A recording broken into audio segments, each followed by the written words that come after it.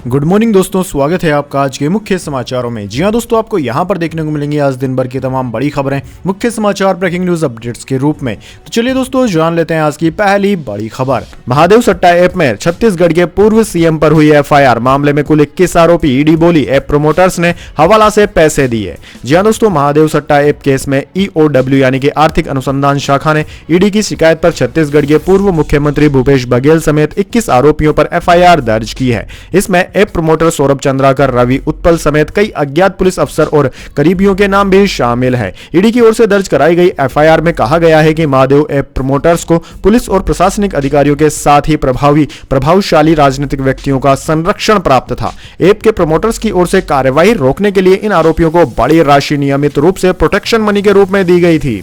चलिए दोस्तों जान लेते हैं इसके बाद अगली खबर। सिद्धू मूसेवाला की मां ने बेटे को दिया जन्म, पिता ने सोशल मीडिया पर बच्चे की शेयर की फोटो, कहा परिवार स्वस्थ है। जी हां दोस्तों, पंजाबी सिंगर सिद्धू मूसेवाला के घर किलकारियां गूंजी है। उनकी मां चरण कौर ने बेटे को जन्म दिया है। सुबह करीब 5 बजे भटिंडा के प्राइवेट अस्पताल में बच्चे का जन्म हुआ। मूसेवाला के पिता बलकौर सिंह सिद्धू ने खुद यह जानकारी सोशल मीडिया पर शेयर की। उन्होंने बच्चे का फोटो भी शेयर किया। फोटो के साथ उन्होंने लिखा कि शुभदीप को चाहने वाले लाखों फैंस के आशीर्वाद से ऊपर वाले ने शुभ के छोटे भाई को हमारी झोली में डाल दिया है। वाहिगुरु के आशीर्वाद से परिवार स्वस्थ है और सभी शुभ चिंतकों के प्यार के लिए आभारी हैं। दोस्तों आपकी जानकारी के लिए बता दें, मां बनने के लिए सिद्धू मूसेवाला की मां चरण कौर ने इन वेट्रो फर्टिलाइजेशन यानी कि आईवीएफ तकनीक का सहारा लिया था। वह पिछले 3-4 महीने से अपने घर से बाहर भी नहीं निकली थी। चलिए दोस्तों जान लेते हैं इसके बाद अगली खबर। इलेक्शन कमीशन ने इलेक्टोरल बॉन्ड का नया डेटा वेबसाइट पर डाला। इसमें 2019 से पहले की भी जानकारी। बीजेपी ने सबसे ज्यादा 6,986 करोड़ के बॉन्ड कैश कराए। जी हां दोस्तों, चुनाव आयोग ने सुप्रीम कोर्ट की रजिस्ट्री से 16 मार्च को मिला इलेक्टोरल बॉन्ड का नया डेटा रविवार को अपनी वेबसाइट पर अपलोड कर दिया। नए डेटा में फाइनेंशियल ईयर 2017-18 के बॉन्ड्स की भी जानकारी शामिल है। आयोग ने 14 मार्च को 763 पेज की 2 लिस्ट में अप्रैल 2019 के बाद खरीदे या कैश किए गए बॉन्ड की जानकारी वेबसाइट पर अपलोड की थी। एक लिस्ट में बॉन्ड खरीदने वालों की जानकारी, जबकि दूसरे में राजनीतिक दलों को मिले बॉन्ड की डिटेल थी। सुप्रीम कोर्ट के निर्देश पर स्टेट बैंक ऑफ इंडिया यानी कि एसबीआई ने 14 मार्च को बॉन्ड से जुड़ी जानकारी चुनाव आयोग को दी थी, जिसमें बॉन्ड के यूनिक अल्फा न्यूमेरिक नंबर्स नहीं थे।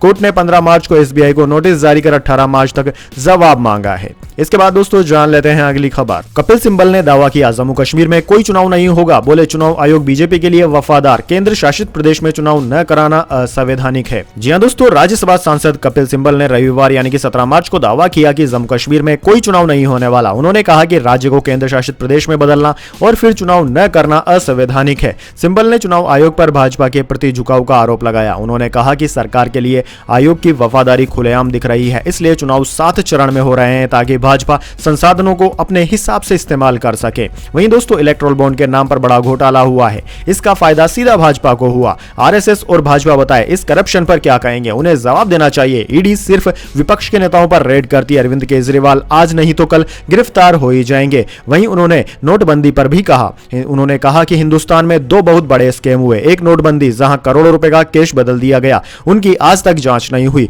तो बहुत बड़ा स्कैम था। उससे भी बड़ा स्कैम इलेक्टोरल बॉन्ड है। इस स्कैम से भाजपा दुनिया में सबसे अमीर पार्टी बनकर उभरी है। इसके बाद दोस्तों जान लेते हैं अगली खबर। नकवी बोले राहुल विपक्षी गठबंधन के लिए बोझ है, हर कोई प्रधानमंत्री बनने की होड़ में। राहुल ने कहा यह लड़ाई पार्टी नहीं विचारों की है। जी हां दोस्तों, कांग्रेस नेता राहुल गांधी की भारत जोड़ो न्याय यात्रा का मुंबई में समापन हो रहा है। मुंबई के शिवाजी पार्क में शाम को इंडिया की रैली हुई। प्रियंका गांधी, राहुल गांधी समेत 15 से ज्यादा दलों के नेता इसमें शामिल हुए। विपक्षी दलों का लोकसभा चुनाव से पहले यह शक्ति प्रदर्शन भी है। हालांकि बीजेपी का दावा है कि आने वाले चुनाव में भाजपा तीसरी बार सरकार बनाएगी। बीजेपी नेता मुख्तार अब्बास नकवी ने न्यूज एजेंसी पीटीआई से बातचीत में कहा कि इंडिया गठबंधन में आपस में ही खींचतान है, हर कोई प्रधानमंत्री बनने की होड़ में लगा है। राहुल गांधी तो पूरे गठबंधन के लिए ही बोझ बन गए हैं। इसके बाद दोस्तों जान लेते हैं अगली खबर। गुजरात यूनिवर्सिटी में विदेशी छात्रों के साथ मारपीट पर आया विदेश मंत्रालय का बयान। जी हां दोस्तों, गुजरात यूनिवर्सिटी के हॉस्टल कैंपस में शनिवार की रात विदेशी छात्रों से हुई मारपीट को विदेश मंत्रालय ने भी संज्ञान में लिया है। रविवार को भारतीय विदेश मंत्रालय के प्रवक्ता रणधीर जायसवाल ने बयान जारी करते हुए कहा कि कल अहमदाबाद स्थित गुजरात यूनिवर्सिटी में हिंसा की घटना हुई। राज्य सरकार अपराधियों के खिलाफ सख्त कार्यवाही कर रही है। बयान में आगे कहा गया है कि शनिवार को हुई झड़प में 2 विदेशी छात्र घायल हुए थे। उनमें से एक छात्र को इलाज के बाद अस्पताल से डिस्चार्ज कर दिया गया। मामले को लेकर विदेश मंत्रालय गुजरात सरकार के संपर्क में है। अहमदाबाद के पुलिस कमिश्नर GS मलिक के मुताबिक ये पूरा विवाद कैंपस में नमाज पढ़ने को लेकर शुरू हुआ था। कुछ लोगों ने विदेशी छात्रों के नमाज पढ़ने का विरोध किया था, जिसके बाद दो गुटों में संघर्ष की स्थिति बन गई। दो घायल छात्रों में से एक तजाकिस्तान और दूसरा श्रीलंका का है। इसके बाद दोस्तों जान लेते हैं अगली खबर। यूट्यूबर एल्विश यादव को 14 दिनों की न्यायिक हिरासत, एनडीपीएस एक्ट में 10 साल तक हो सकती है जेल।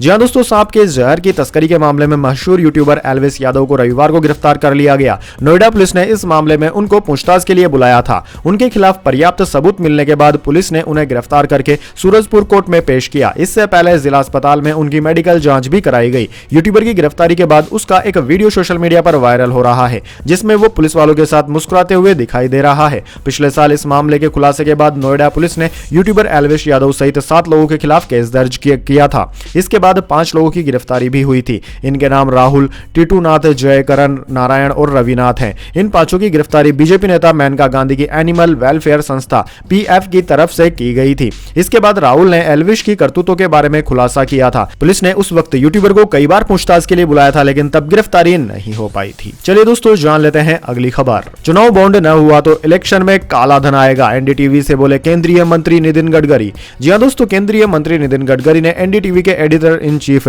संजय पुगलिया के साथ एक खास इंटरव्यू में चुनावी बॉन्ड को लेकर भी मुखरता से जवाब दिया और कहा कि चुनावी बॉन्ड न हुआ तो इलेक्शन में काला धन आएगा। साथ ही उन्होंने कहा कि इस पर चर्चा होनी चाहिए कि चुनावी बॉन्ड से बेहतर क्या है। इसके बाद दोस्तों जान लेते हैं अगली खबर। अरविंद केजरीवाल को ईडी के 2 नए समन जारी हुए। आम आदमी पार्टी ने बताया दिल्ली सीएम को गिरफ्तार करने का बैकअप प्लान तैयार कर रही है सरकार।